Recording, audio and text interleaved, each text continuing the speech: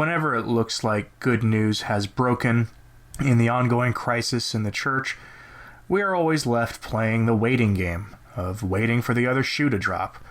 I know I'm not alone in this either. Whenever we get what sounds like good news coming out of the Vatican, there's a sense that we need to not be celebrating sanity prevailing for once, but instead we should all just wait for the bad news that inevitably comes. Most recently, the Church has been waiting for Pope Francis to make his unilateral decision on the issue of so-called Deaconesses, which had been the subject of a theological study in the Vatican for some time.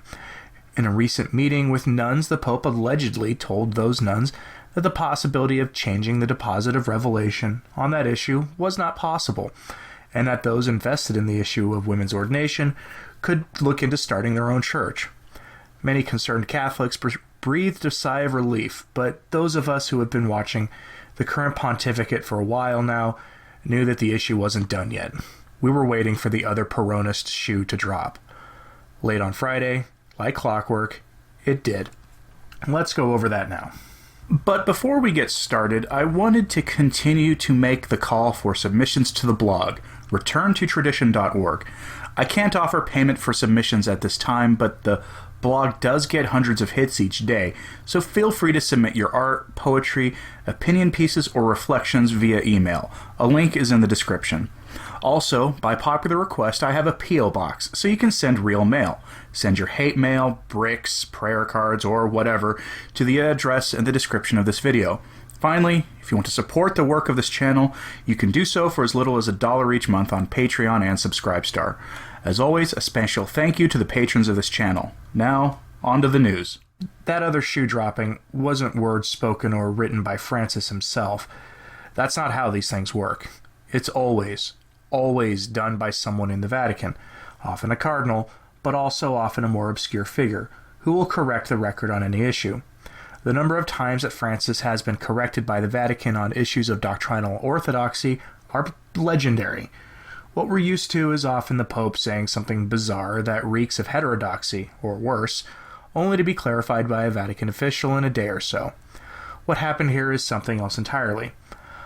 On Friday, May 17th, a relatively obscure prelate in the Vatican calling himself Father Barnhagenaccord, S.J., of course, a Jesuit, it's always Jesuits, whose job is the Chief of Service, coordinating all 6 language sections of Vatican News, published an article on what Pope Francis really said during his May 10th meeting with the International Union of Superiors General, that is, his meeting with the nuns.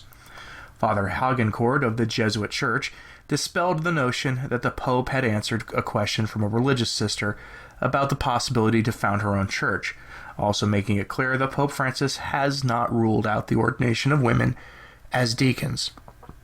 If you'll jog your memory a bit, May 10th was right after the accusations of the delict of heresy had been made against Francis in an open plea to the bishops of the Catholic Church. At that time, some more sober voices gave various measured responses to the accusations, giving it the weight that it deserved. One of those measured responses came from the noted Catholic historian Charles Coulombe on the Tumblr House podcast, which if you're not watching that podcast, you really should be, where he said that schism would be apparent if the Pope tried to push forward with the ordination of women deacons, because it would be an ontological attack on the nature of ordination. If you're not familiar with the concept of ontology, it's a term from philosophy dealing with the nature of being. Mr. Coulombe suggests rather bluntly that ordaining women deacons would be an attack on the very being of the all-male priesthood, as the sex of the priest is central to the understanding of the deacon, the priest, bishop, or even the pope, and the reality that they operate in. Within a few days of saying this, the story of the Pope telling the inquiring sister that those seeking to change revelation in this way should start their own church broke into the news. For many of us, it seemed like a response to the accusations of heresy, more than a response to the question from the religious sister. Then, 1 week later, came the correction of the Pope's words, and rather predictably, I might add. The accusation of the delict of heresy and its consequences have already begun to die down in the media, as the Church has moved on rather quickly from that startling accusation. In fact, they moved on far more quickly than most of us would have thought they would have. According to Father Hagencourt of the Jesuit Church, what leaves the door open to ordained deaconesses is this statement from the Pope to those same nuns at that same meeting. where the Pope acknowledges the lack of doctrinal or historical evidence to support the idea of ordaining female deacons, but that the Church is still open to development. Here's the quote from the Pope's session with the nuns that Father Hagencourt is relying on. Quote, "The Church is not only Denzinger, that is, the collection of dogmatic passages of historical things. This is true, but the Church develops on her journey in fidelity to revelation. We cannot change revelation. It's true that revelation develops. The word is development. It develops with time. And we, with the understanding the faith better and better, the way to understand the faith today, after Vatican II, is different from the way of understanding the faith before Vatican II. Why? Because there is the development of knowledge.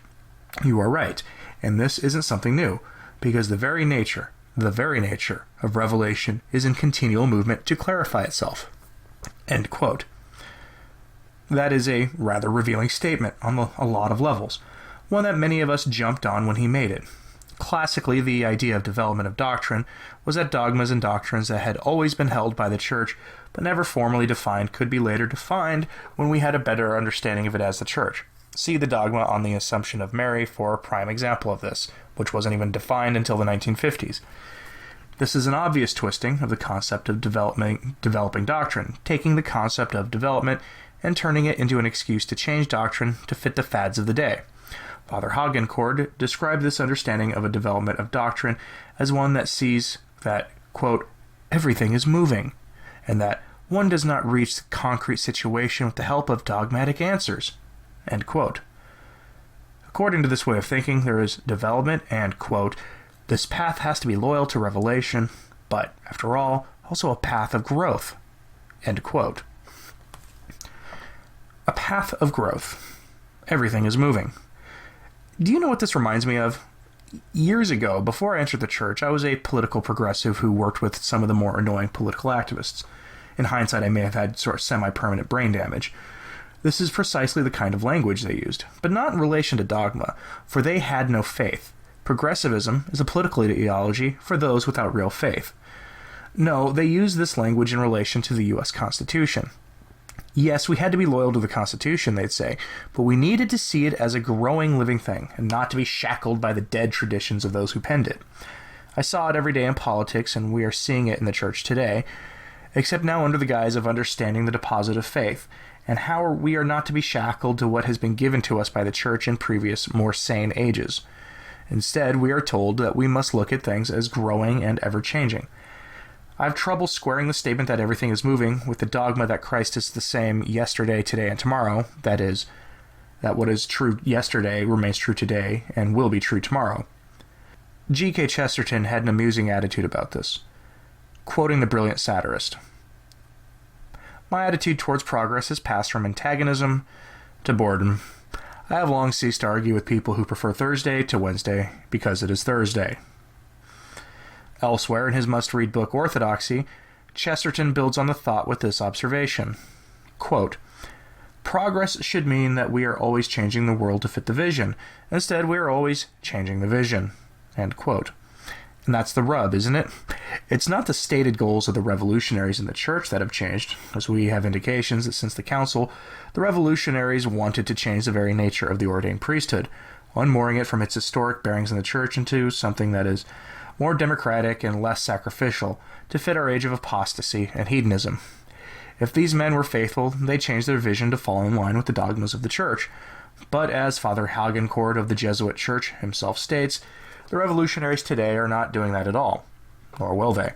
Since the Council, and frankly long before the Council, these men have been dominated by a worldview that wants to have the Church walk in step with the world, to accompany her to wherever the world is going with the hopes that the world will listen to the Church more if we became more worldly. It's an insane idea because the world is marching to hell. What we see in practice is a worldly church that is run by men who prefer Thursday to Wednesday merely because it is Thursday. Today's revolutionary changes will be the subject of tomorrow's revolutionary changes if these men are permitted to persist in their errors.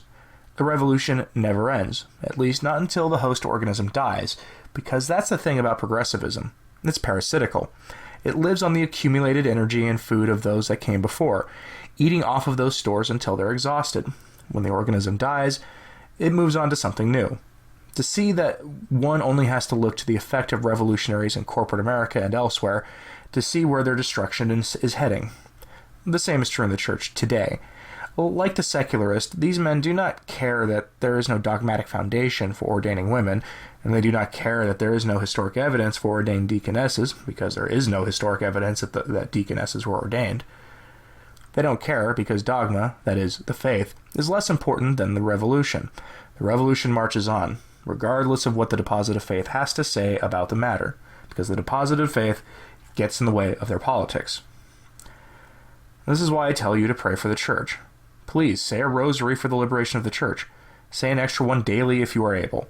Above all, stay close to the sacraments and keep the 5 first Saturdays devotion as Our Lady requested at Fatima. I'll have more on that later.